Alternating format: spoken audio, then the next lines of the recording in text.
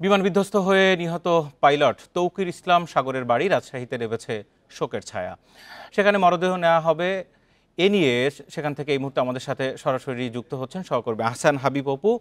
আহসান হাবিব, তৌকিরের তো আসলে একেবারে সর্বশেষ যেই একক প্রশিক্ষণ ছিল এই গতকালকের এই ফ্লাইটটি, কিন্তু সেটি আর সম্পন্ন করতে পারেননি। তিনি তার স্ত্রীকেও সর্বশেষ অনেক কথা বলে গেছেন।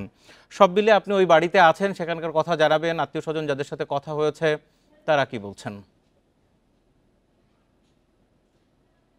প্রতিবেশীরা এখানে তার বাড়ির সামনে আসেন, তার আরও যারা আত্মীয় স্বজন তারাও আসছিলেন। আজকে সকাল থেকে যেটি দেখছি, যেহেতু আজকে বিকেল ঠিক 4:30টায় তার জানাজা হওয়ার কথা আছে রাজশাহীর মুক্তিযোদ্ধা স্মৃতি যে স্টেডিয়াম আছে, রাজশাহী জেলা স্টেডিয়াম, এখানেই বেলা 4:30টার সময় জানাজা হবে। তার আগেই দুপুর 2:30টার দিকে রাজশাহীতে তো পাইলট তৌকিরের মরদেহ আসার কথা রয়েছে। এইসব তথ্য নিশ্চিত করেছেন তৌকিরের নানা আজিজুল ইসলাম। তিনি এখানে এসছেন এবং তার সাথে আমরা কথা বলছিলাম। তিনি যে তথ্যগুলো দিলেন যে মূলত জানাজা হবে 4:30টার সময়, সেখানে জানাজা হওয়ার পরেই সপুরা কবরস্থানে দাফন সম্পন্ন হবে।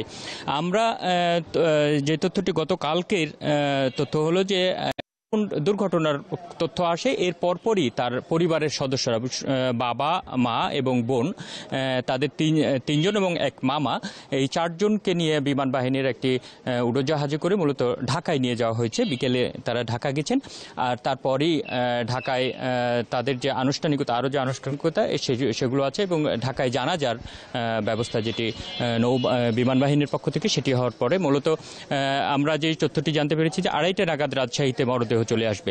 এখানে তৌকিরের যে তথ্যগুলো, আমরা বিভিন্ন জনের সাথে কথা বলে একটি তথ্য সবার মুখেই, তার প্রসঙ্গ আসলে যেটি আসছে যে খুবই ভালো ছেলে ছিল, শান্ত স্বভাবের, নম্র ভদ্র ছেলে হিসাবেই পরিচিত ছিল তৌকির। এবং এইখানে রাজশাহীতে ল্যাবরেটরি স্কুলের থেকে লেখাপড়া করেছে। সেখানে 6ষ্ঠ শ্রেণী পাশ করেছে। 3য় শ্রেণী থেকে 6ষ্ঠ শ্রেণী পর্যন্ত রাজশাহী ল্যাবরেটরি সরকারি স্কুলে পড়াশোনার পরেই মূলত পাবনা ক্যাডেট কলেজে ভর্তির সুযোগ পান তৌকির। সেখানে এইচএসসি এবং এইচএসসি সম্পন্ন করছে। সেখানে জিপিএ 5 পেয়ে, গোল্ডেন জিপিএ পেয়ে মূলত পাশ করার পরেই বিমান বাহিনীতে যোগদানের সুযোগ পায়। এরপর থেকে মূলত সেখানে তার যে চাকরি জীবন সেগুলো করছিলেন। আর এর মধ্যে প্রায় 1 বছর থেকে 1.5 বছরের মধ্যে মূলত গত বছরে তার বিয়ে হয়েছে। বিয়ের পর প্রায় 1.5 বছর সর্বোচ্চ আর কি সময়টা গেছে। এর মধ্যেই গত ফেব্রুয়ারি মাসে বিয়ের যে আনুষ্ঠানিকতা, সেই আনুষ্ঠানিকতাও সম্পূর্ণ হয়েছে। তার নানা আজিজুল ইসলাম তিনি যেটি বলছিলেন যে আসলে বাড়ির সাথে তার এক ধরনের ঘনিষ্ঠ সম্পর্ক রেখেছিল এবং নিয়মিত যোগাযোগ করতেন। তৌকির তার মায়ের সাথে তার সম্পর্কটা খুবই গভীর ছিল এবং প্রতিদিনই কথা হতো। সবশেষ গতকাল সকালে কথা হয়েছে কিনা সেই কথাটি তিনি নিশ্চিত করতে পারছেন না, তবে তার আগের দিন কথা হয়েছে। এবং তার নানার যে তথ্য, নানা আত্মীয় স্বজনদের যে তথ্য, মূলত তৌকির ছোটবেলা থেকেই খুবই মেধাবী ছিল এবং সে পড়াশোনার ভালো ছাত্র হিসাবে পরিচিত ছিল, সেই সাথে খুবই শান্ত স্বভাবের, ভদ্র স্বভাবের হিসাবে পরিচিত ছিল। এবং তার পরিবারের লোকজনের সাথে আশপাশের যেসব লোকজন এখানে আসছেন তারা যে তথ্যটি আমাদেরকে জানাচ্ছেন যে মূলত আশপাশের লোকজনের সাথে তার সম্পর্কটা খুব দেখা কম হলেও সবাই জানতো ভালো হিসাবে।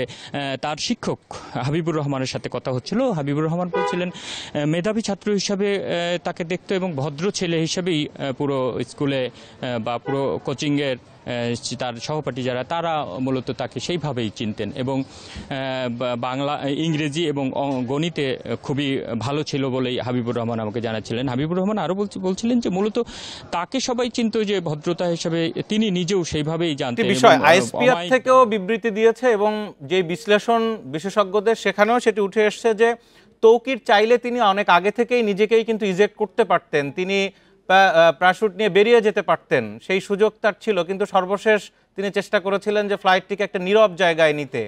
এই ঘটনাগুলো নিশ্চয়ই তাদেরকে আরো বেশি হয়তো পীড়া দিচ্ছে।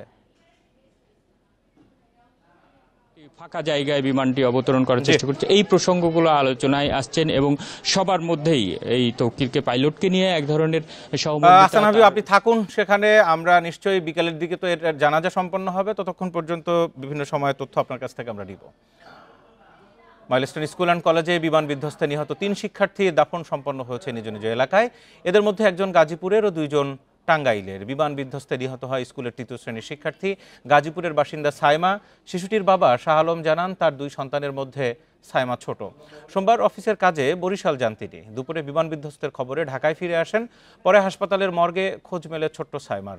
এদিকে ওই স্কুলের 3য় শ্রেণীর আরেক শিক্ষার্থী মেহনাজ আক্তার হুমায়রাকে টাঙ্গাইলের সখীপুরে দাফন করা হয়েছে। এছাড়াও 8ম শ্রেণীর ছাত্র তানভীর আহমেদের দাফন সম্পন্ন হয় মির্জাপুরের নয়াপাড়া গ্রামে। সে সময় স্বজনদের আহজারিতে ভারী হয়ে ওঠে সেখানকার পরিবেশ।